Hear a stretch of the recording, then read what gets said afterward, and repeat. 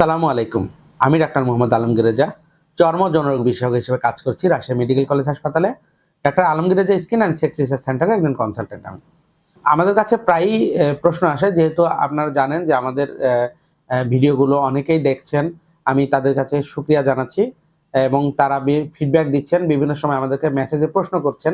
Actually সবার প্রশ্নের উত্তর আলাদা আলাদাভাবে দেওয়া খুব কঠিন। তো যে কমন কোশ্চেন যেটা, সেটা নিয়ে আমরা আজকে কথা বলবো। একটা খুব কমন কোশ্চেন আসে যে অনেকেই আমাদের কাছে প্রশ্ন করেন যে যৌন রোগের যে চিকিৎসা, সেক্ষেত্রে চিকিৎসা ব্যয়টা কেমন হয়। আচ্ছা, এই কোশ্চেনটাকে ভাঙলে আমরা আরেকটা কোশ্চেন পাবো যে এক্ষেত্রে পরীক্ষা নিরীক্ষার ব্যয়টা কেমন হয়। তো আমরা জানি যে এই বিষয়টা একটা ট্যাবু।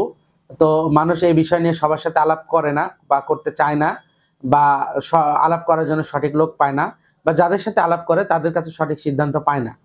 তো আমরা খুব ভালো রেসপন্স পাচ্ছি এই ক্ষেত্রে, যে মানুষ আমাদের সাথে তার এই সমস্যাটা নিয়ে আলাপ করছে। এই আলাপ করার কারণে তারা আমাদের কাছে পূর্ণ সমাধান না পেলেও তারা একটা গাইডলাইন পাচ্ছে এবং তারা জানতে পারছে যে আসলে তাদের কি করা উচিত। যেমন ধরেন যে এই যে বিভিন্ন ধরনের মানে ওয়ান টাইম যে ঔষধগুলা, সেগুলো সেবন না করা, বা ক্ষতিকর ওষুধগুলো সেবন না করা, বা যে সঠিক চিকিৎসা কোথায় পাওয়া যাবে সে বিষয়ে ধারণা পাওয়া, এই বিষয়গুলো নিয়ে আমরা কাজ করছি এবং আমরা অনেক মানুষের উপকার করতে পেরেছি বলে আমাদের বিশ্বাস। তো এখন আমরা যেটা বলছিলাম যে যৌন রোগের ক্ষেত্রে কেমন পরীক্ষা নিরীক্ষার খরচ হয়, আসলে এটা নির্ভর করে মানুষ, ম্যান টু ম্যান ভ্যারি করে। অর্থাৎ একজন মানুষের তার হিস্ট্রি শুনে তাকে কি পরীক্ষা নিরীক্ষা দেওয়া দরকার আর দেওয়া দরকার না সেটা। যেমন ধরেন যে একটা লোকের হিস্ট্রি শুনে আমার মনে হলো যে এনার থাইরয়েডের একটা সমস্যা থাকতে পারে, তাহলে ওনাকে থাইরয়েডের পরীক্ষাগুলো দিতে হবে।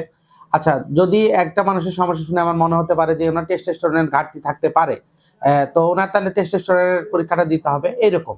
তো খুব কমন কোনো এখানে বলা যাবে না যে এই পরীক্ষা দেওয়া হয় বা এই পরীক্ষা দেওয়া হয় না, বা এত টাকা লাগে বা এত টাকা লাগে না। তবে আমি মূল জিজ্ঞাসাটা বুঝতে পারি।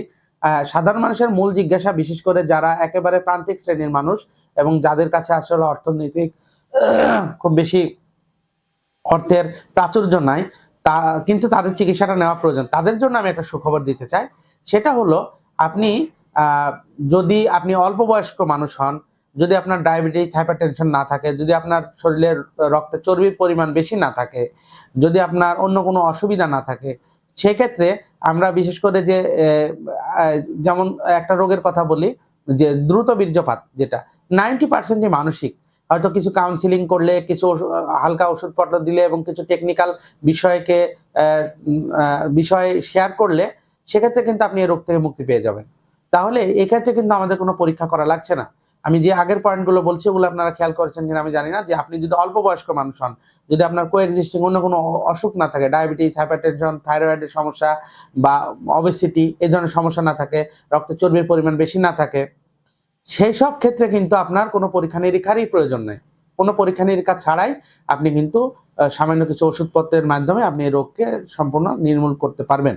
আর যদি আপনার কোএক্সিস্টিং কিছু অসুখপত্র থাকে, কোএক্সিস্টিং কোনো অসুখ থাকে, সেক্ষেত্রে কিন্তু আপনার কিছু পরীক্ষা নিরীক্ষার প্রয়োজন আছে।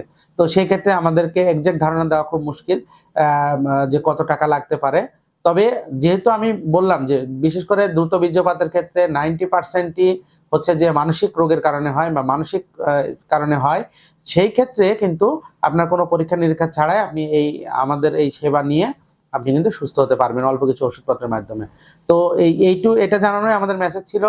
তো আপনারা চাইলে আমাদের কাছে সেবা নিতে পারেন। আমাদের কাছে সেবা নিয়ে আপনারা সুস্থতার দ্বারপ্রান্তে পৌঁছতে পারেন। তো আজকে এই পর্যন্তই। ধন্যবাদ সবাইকে। সালামু আলাইকুম।